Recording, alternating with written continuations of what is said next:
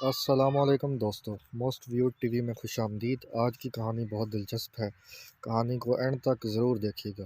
مینڈکوں کا ایک گروہ جنگل میں سے گزر رہا تھا تو ان میں سے دو ایک گہرے گڑھے میں جا گرے۔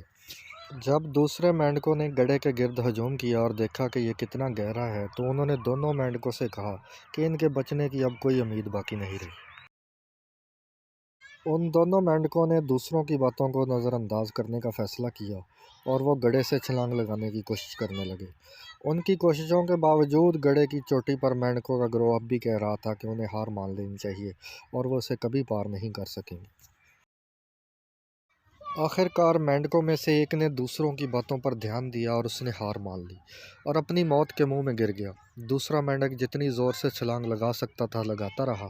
ایک بار پھر مینڈکوں کے ہجوم نے درد کو روکنے اور مرنے کے لیے اس پر چیخا۔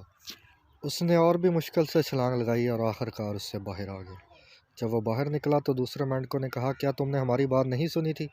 مینڈک نے انہیں سمجھایا کہ دراصل وہ بہرا ہے۔ اس نے کہا کہ میں تمہارے اچھلنے سے سمجھتا رہا کہ تم سب میری حوصلہ افزائی کرتے رہے۔